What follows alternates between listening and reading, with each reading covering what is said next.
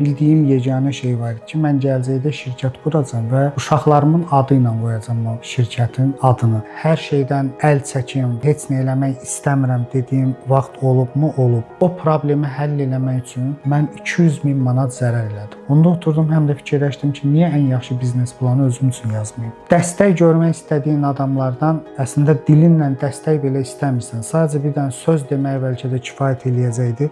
Amma o sözü deməyə çəkinir.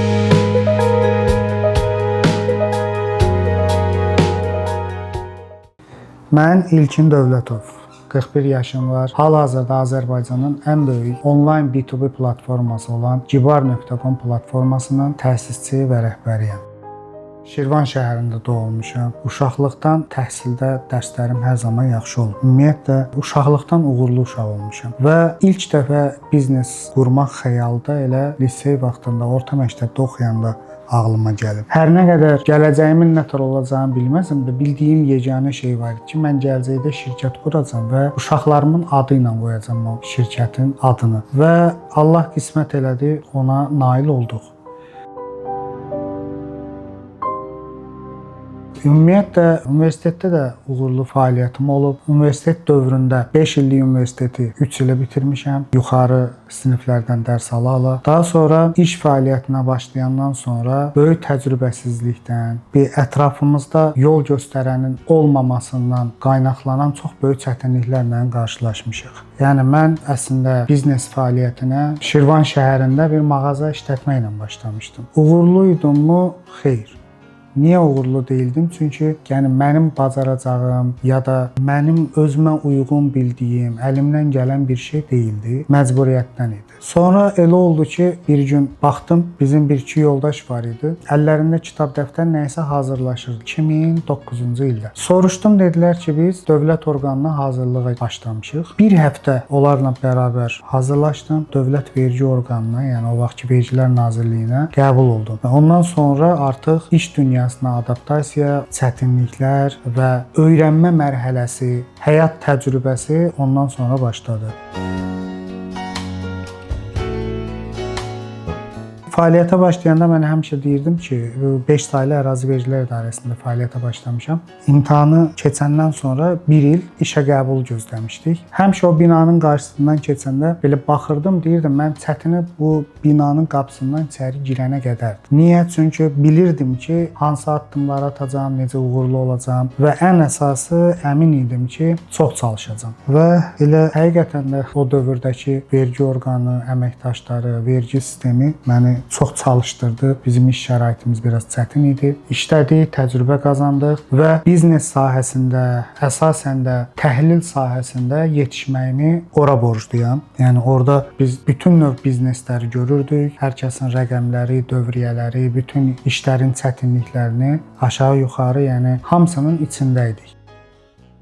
Sonra həyatımda dönüş nöqtəsi oldu. Təyinim çıxdı və mən artıq Şirvan şəhərindən 5 saylı ərazi vergilər idarəsindən mərkəzi aparata təyin oldum. O dövr heç vaxt yadımdan çıxmır. Niyə? Çünki mən Bakı şəhərinə gələndə sadəcə o vaxtda hamının bildiyi o standart Çeşka dediyimiz bir dənə Mercedeslə gəlmişəm. Yəni başqa nə ev, nə bir şey yox idi. Sadəcə mindim, götürdüm ailəmi, gəldim və burada işə başladıq. Və təsəvvür eləyin, Şirvan şəhərində böyümüsən, orada alışmısan, nisbətən oradakı həyat səviyyəsi burayla daha rahatdır müqayisədə və birdən-birə elə bir yerə düşmüsən ki, yeni bir iş, yeni mühit, daha çox xərc, baş çıxartmaq, yəni birinci ilk mərhələdə adaptasiya olmaq çətin idi. Hər ayın axırında borc almağa məcburiyyətində qalırdın, kirayə, başqa digər xərclər. Yəni böyük çətinliklər var idi, amma potensial da var idi. Yəni Bakıya gələndən sonra o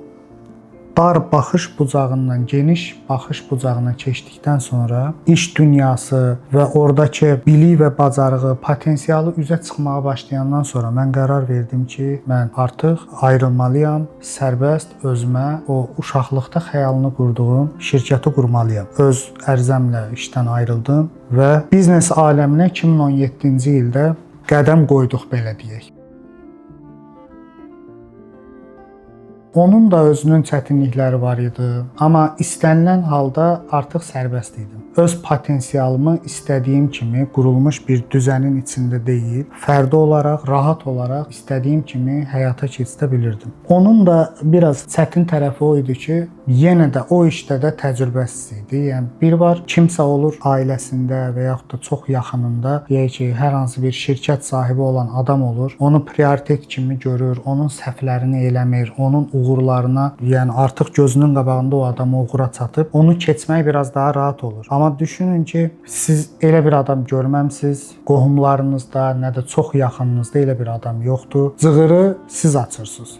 Cığır açan həmişə ən çox əziyyəti çəkən olur və orada da mən bir növ özümü cığır açan kimi görürdüm. Onun üçün də çox böyük əziyyət çəkirdim. Amma biz şirkəti qurduq. Bu bayaq qeyd elədiyim uşaqlarımın adı ilə. Bizim köklü 2017-ci ildə qurduğum şirkətin adı NMA-ydı. O da Enes, Emin, Aylin deməkdir. Yəni uşaqlarımızın adlarından uyğunlaşdırdığımız konsalting şirkətidir. Biz maliyyə mühasibatlıq kimi başladıq, amma gedişatda bu digər konsalting şirkətlərindən çox fərqləndi. Fərqli cəhətimiz o idi ki, biz artıq şirkətlərə biznes planlar, layihələr, yəni yeni qurulan bizneslərin formalaşdırılması və yaxud da qurulmuş bizneslərin böyüdülməsi kimi layihələndirmə işlərinə də başladıq. Daha sonra artıq dövlət layihələri ilə 2022-ci ildə işləməyə başladıq. Ondan sonra Kobiyanın kiçik və orta biznesin inkişaf agentliyinin Kobi inkişaf mərkəzləri olaraq fəaliyyət göstərdik. Dövlət Məşğulluq Agentliyi ilə, Aspromo ilə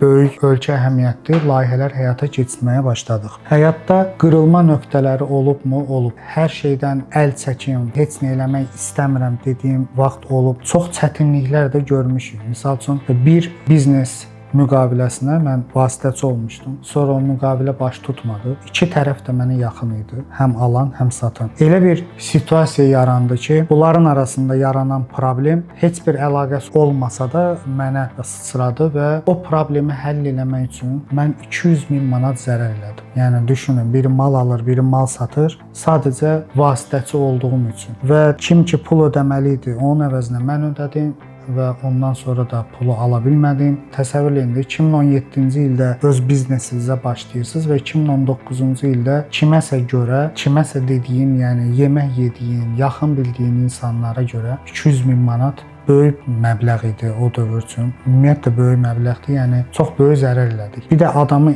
incidən həmin vaxtı problemə düşən kimi ətrafında digər yaxın bildiyin adamlar tərəfindən də aha bunun problemi var, buna yaxın durmayaq. Yəni özündən asılı deyil də, hər nə qədər üstündən 6 il, 7 il keçsə də o bugünkü kimi insana təsir eləyir. Dəstək görmək istədiyin adamlardan əslində dilinlə dəstək belə istəmirsən. Sadəcə bir dənə söz demək bəlkə də kifayət eləyəcəkdi. Amma o sözü deməyə çəkinir və yaxud da qorxur ki, mən buna kömək eləyərəm, bu məndən nəsə istəyər. Elə situasiyalar məni həyatdan bezdirən bir dövr olub.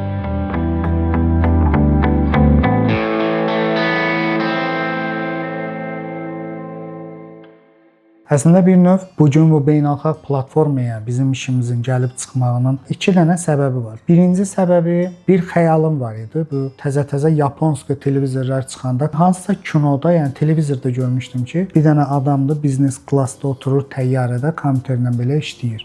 O beynimdə qalmışdı ki, aha, bunu mən eləyəcəm. Yəni mənim işim bu olacaq. Qırılma nöqtəsi isə, yəni konsalting, biznes planlar, dövlət layihələri ilə işlədiyimiz vaxtı artıq mən B2B onlayn platforma qurum, beynəlxalq olsun. Hal-hazırda 48 ölkə öz dilində bunu istifadə edə bilir. Faktiki olaraq 10 ölkədə 1000-ə yaxın şirkət artıq üzvdür. Bizim 6 ölkədə təmsilçimiz var. Bunu bu ərsəyə gətirmək üçün qırılma nöqtəsi o dediyim problem idi. O problemdən sonra mən qərar verdim. Özümə əlavə bir hədəf qoydum ki, bacardığım qədər insanlardan uzaq duracağam. Yəni elə iş quracağam ki, insan görmədən fəaliyyət göstərim və gəlir əldə edim. Başladım ona araşdırmağa. Bizim fəaliyyətlərimizdən biri də biznes planların yazılması, layihələrdir. Biz şirkətlər üçün biznes planlar yazırıq. Onda oturdum, həm də fikirləşdim ki, niyə ən yaxşı biznes planı özüm üçün yazmayım? Və yazdım. Ondan sonra xüsusiyyətim də inadkarlıqdır. Beynimə qoydumsa, yəni nəyin bahasına olur olsun, o əlimdən gələn hər şeyi eləyəcəm. O layihəni də yazandan sonra formalaşdırdıq və bu gün sözün həqiqi mənasında ölkədə öz sözünü deyən bir layihəyə çevrildi. Yəni biz 2023-cü ildə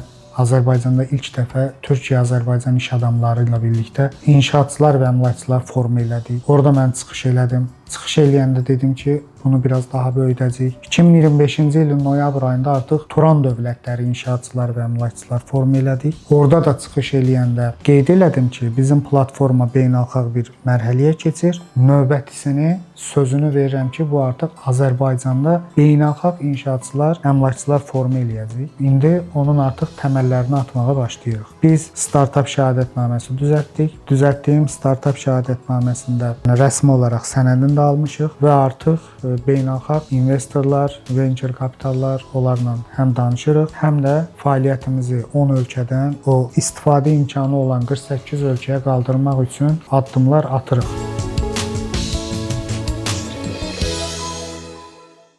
Mən bu gün özümü uğurlu hesab etmirəm. Amma köhnə dövrdən baxdım, yəni köhnə mən, indiki məni uğurlu hesab edirmi? Bəli, köhnə mən içində olduğu şərait, bəhs elədiyim kimi, ətrafında uğurlu bir insan görməyən, qohumunda, yaxınında. Onun aspektindən bu gün uğurluyam. Amma uğur mənə görə bir hədəf, insan böyük bir hədəfi olur və o hədəflərinə getmək üçün kiçik-kiçik hədəflərindən istifadə edir. Mən indiki vəziyyətimdə o kiçik-kiçik hədəflərimə hissə-hissə çatdığımı hesab edirəm. Əsas böyük uğuruma inşallah Azərbaycandan çıxartdığımız Cibar.com layihəsini bütün dünyada beynəlxalq B2B layihəsinə çevirəndə və dünyanın hər yerində Azərbaycandan yaradılmış bir platforma, beynəlxalq forumlar təşkil etməyə başlayanda özümü uğurlu hesab edəcəm. Mənə görə uşaqlıq vacibdir. Uşaq vaxtı xəyal quran insanlar sonradan səbr və əzmi ilə bunu inkişaf elətdirəndə onlar hədəfə çevrilir və hədəfə də nail olursan, reallaşırsan, uğura çevrilir. Əslində hər gün səhər insana motivasiya edən, onun o kiçik-kiçik hədəflərə hissə-hissə çatmağı və öz ən böyük arzuladığı hədəfinə gedib çıxa bilmək üçün o strateji xəttində, yəni hər hansı bir geri dönüşün və yaxud da kənara çıxışın olmamağını görməkdir. Yəni məni motivasiya edən bu günə qədər addım-addım istədiyimiz formada gəlib çıxmaqdır ki, az qalıb. İnanırıq ki, beynəlxalq aləmdə səs salacaq, Cibar.com-u formalaşdırıb bitirəcəyik, daha da böyüdəcəyik. Onun üçün hər gün işə gələndə biraz daha motivasiyalı gəlirik ki, biz artıq 1000 dənə şirkət sayına çatdıq. Bu gün 1100 ola bilər, sabah 1200 ola bilər.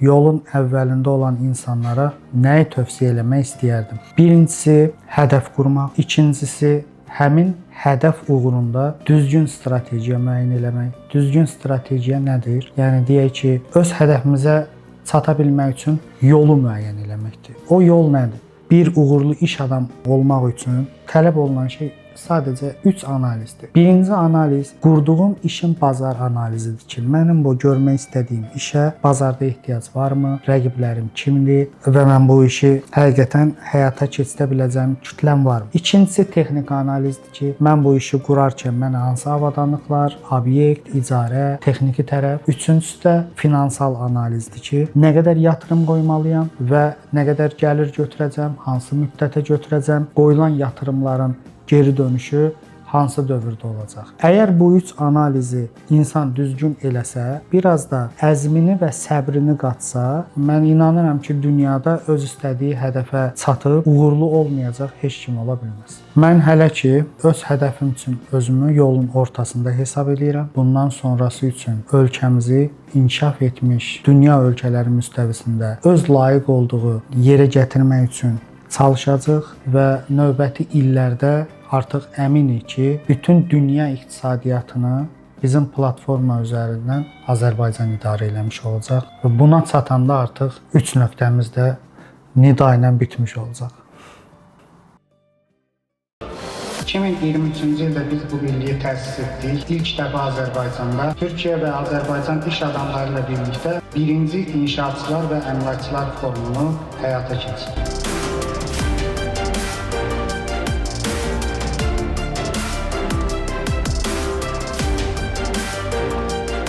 Növbəti forum beynəlxalq eləyəcəyimiz İnşaatçılar və Əmlakçılar Forumu haqqında da hal-hazırda 24 ölkə iştirakçıdır. O 24 ölkənin bütün nümayəndəlikləri ilə birlikdə biz bu tədbiri həyata keçirəcəyimizin sözünü verirəm. Çox sağ olun, təşəkkür ederim.